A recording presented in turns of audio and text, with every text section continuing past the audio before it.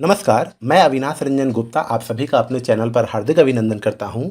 आज के इस वीडियो में हम लोग अध्ययन करने वाले हैं वाक्य के अंग या वाक्य के पक्ष। अंग और पक्ष दोनों एक ही चीज़ है। तो शुरू करते हैं। सबसे पहले हम लोग ये जानेंगे कि वाक्य के अंग या पक्ष क्या क्या है। तो हिंदी वाक्य संरचना में वाक्य के दो अंग होते हैं, केवल दो अंग। पहले को उद्देश्य कहते हैं, अंग्रेजी में इसके लिए जो शब्द का प्रयोग करते हैं वो है सब्जेक्ट, और दूसरा जो है वो है विधेय, जिसे हम लोग अंग्रेजी में कहते हैं प्रेडिकेट। तो हिंदी वाक्य संरचना में वाक्य के केवल दो अंग होते हैं, उद्देश्य और विधेय। अब हम लोग आ जाते हैं उद्देश्य पर। उद्देश्य की परिभाषा कुछ इस प्रकार है, वाक्य में जिसके बारे में कुछ कहा गया हो उसे उद्देश्य कहते हैं। इसके अंतर्गत कर्ता अर्थात सब्जेक्ट, कर्ता विस्तार अर्थात सब्जेक्ट का जो विस्तार किया जाता है, चाहे वो विशेषण हो, संबंध बोधक हो या भावबोधक हो, आदि इसके अंतर्गत आते हैं। उदाहरण के तौर पर लीजिए, ऑफिस बंद है। तो यहाँ लिखा गया ऑफिस बंद है, तो किसके बारे में बताया जा रहा है? सिंपल, ऑफिस के बारे में बताया जा रहा है। तो ऑफिस हो गया उद्देश्य, और उद्देश्य के बारे में क्या बताया जा रहा है कि ऑफिस बंद है, तो ये कहलाएगा विधेय। विधेय पर आ जाते हैं, जिसे अंग्रेजी में प्रेडिकेट कहते हैं। उद्देश्य के विषय में जो कुछ कहा जाए उसे विधेय कहते हैं। अर्थात उद्देश्य के बारे में विस्तृत जानकारी हमें जहाँ या जिस खंड से मिलती है उसे ही हम लोग विधेय कहते हैं। उद्देश्य का विधान करने के कारण ही इसे विधेय नाम से पुकारते हैं। अर्थात उद्देश्य के बारे में एक्सप्लेन करने के कारण, विधान करने के कारण ही इसे हम लोग विधेय कहते हैं। और इसके अंतर्गत क्रिया, जो वर्ब, क्रिया विस्तार, वर्ब का जो विस्तार होता है, कर्म ऑब्जेक्ट, कर्म का विस्तार, इसमें पूरक और पूरक का विस्तार आदि आते हैं। अब एक एग्जाम्पल ले लेते हैं जिसमें उद्देश्य और विधेय दोनों विद्यमान है। जैसे अभी हम लोगों ने देखा ऑफिस बंद है, तो यहाँ उद्देश्य क्या होगा? ऑफिस। क्यों? क्योंकि ऑफिस के बारे में ही यहाँ बताया जा रहा है। क्या बताया जा रहा है? बंद है। तो विधेय कहलाएगा बंद है। क्यों? क्योंकि ये ऑफिस की जानकारी दे रहा है। इसी हिसाब से एक थोड़ा सा लंबा सेंटेंस लेते हैं। इस कक्षा का सर्वश्रेष्ठ तैराक रमेश प्रतियोगिता में भाग लेगा। तो उद्देश्य क्या होगा? सबसे पहले आप ये देखिए, रमेश भाग लेगा, ये मुख्य अंग है इस वाक्य के। लेकिन इस मुख्य अंग के विस्तार भी हम लोगों को देखने को मिल रहे हैं। तो यहाँ उद्देश्य क्या है? इस कक्षा का सर्वश्रेष्ठ तैराक रमेश, अर्थात रमेश के बारे में जो भी विशेषण का प्रयोग किया गया, जो भी भावनाओं का प्रयोग किया गया, वो उद्देश्य का विस्तार है। विधेय देखिए, भाग लेगा, ये मुख्य है, लेकिन ये किस में भाग लेगा? प्रतियोगिता में। तो ये हो गया विधेय विस्तार के साथ। अब विशेष द्रष्टव्य देखते हैं। उद्देश्य, जिसे हम लोग सब्जेक्ट कहते हैं, प्रायः वाक्य के प्रथम खंड में आता है और विधेय दूसरे खंड में, किंतु कभी कभी अर्थ सौंदर्य की दृष्टि से इस क्रम को बदल भी दिया जाता है। जैसे शहद से भी मीठी थी उसकी बातें, होना ये चाहिए था कि उसकी बातें शहद से भी मीठी थी। उसकी बातें जो होगा ये होता उद्देश्य, और शहद से भी मीठी थी। कैसी थी? शहद से भी मीठी। तो ये हो जाता विधेय। लेकिन अर्थ के सौंदर्य की दृष्टि से इस क्रम को बदल दिया गया है। लेकिन नॉर्मली उद्देश्य पहले आता है और विधेय उसके बाद वाले खंड में।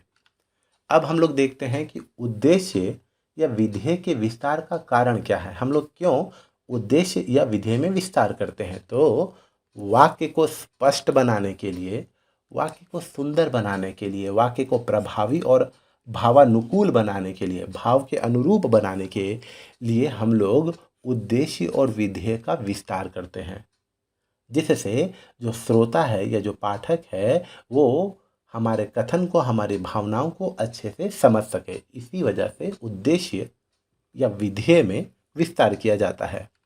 अब हम लोग कुछ सेंटेंस देखते हैं जिसमें उद्देश्य का विस्तार हुआ है। कैसे? देखिए, रवि की बहन कविता पढ़ रही है। इसमें मुख्य है कविता पढ़ रही है, ये उद्देश्य है।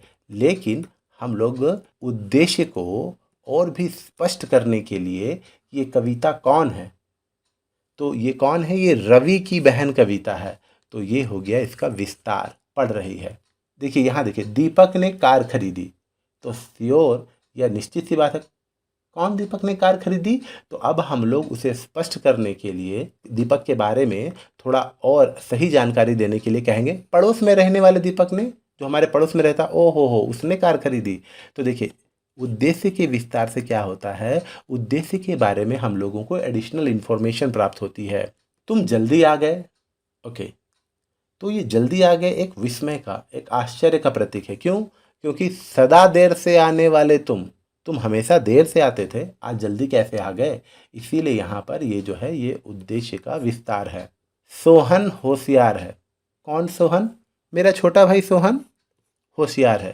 तो ये जो मेरा छोटा भाई सोहन, ये उद्देश्य का विस्तार है। अब हम लोग देखते हैं विधेय का विस्तार। राम ने मारा, ये है उद्देश्य, और राम ने क्या किया? मारा। ये है विधेय। विधेय के विस्तार से हमें पता चलता है किसे मारा, तो रावण को मारा। कहाँ मारा? तो युद्ध भूमि में मारा। कैसे मारा? तो तीर से मारा। तो जब विधेय का विस्तार होता है तो उसमें कर्म, क्रिया विशेषण, पूरक, पूरक का विस्तार आदि हम लोगों को जानने को मिलता है। ठीक उसी प्रकार देखिए, राजीव आ रहा है, ठीक है, तो सवाल उठेगा, राजीव आ रहा है, कहाँ आ रहा है? मैदान में आ रहा है। क्यों आ रहा है? तो क्रिकेट खेलने के लिए आ रहा है। तो ये हो गया आपका विधेय का विस्तार। तीसरा सेंटेंस देखिए, माँ सुना रही हैं। तो सवाल उठेगा, क्या सुना रही हैं? हम लोग अब एडिशनल इन्फॉर्मेशन देंगे सुनने वाले को, क्या सुना रही है? तो कहानियाँ सुना रही है। फिर सवाल उठेगा, किसे सुना रही है? तो छोटे बच्चों को सुना रही है। कब? इस समय, अभी। तो इसमें हम लोगों को कर्म के बारे में, ठीक है, पूरक के बारे में, क्रिया विशेषण के बारे में जो जानकारी मिल रही है वही विधेय का विस्तार है। विद्यार्थी दे रहे हैं, क्या दे रहे हैं? परीक्षा, ठीक है, ये हो गया कर्म।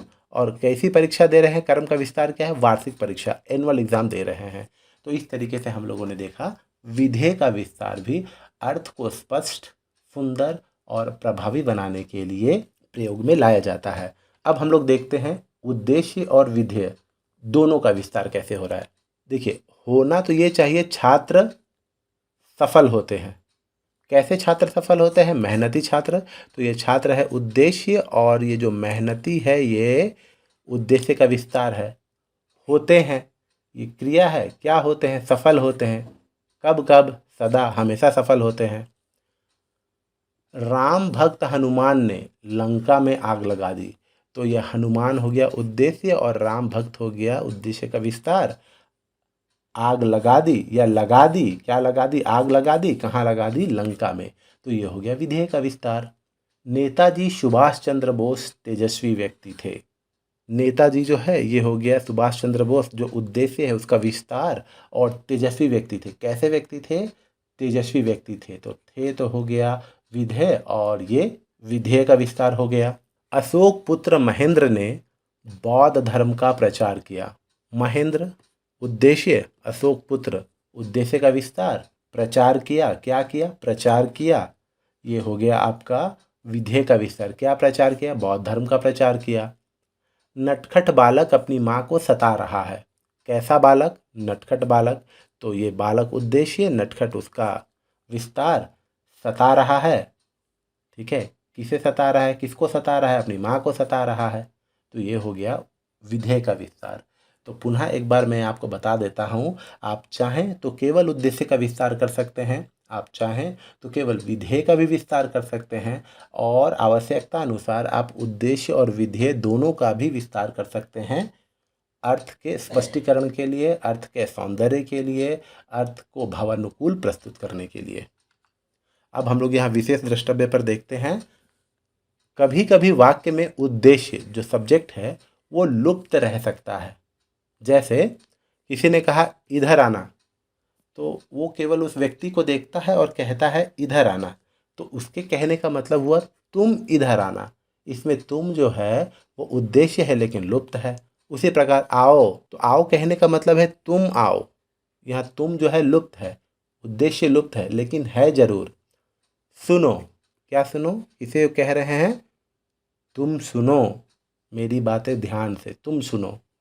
ठीक है, तो ये तुम जो है लुप्त है, लेकिन है ये उद्देश्य। खाइए, आप खाइए, ये आप उद्देश्य है, लेकिन यहाँ ये लुप्त है। ये जो है केवल बोलचाल की भाषा में ही प्रयोग की जाती है।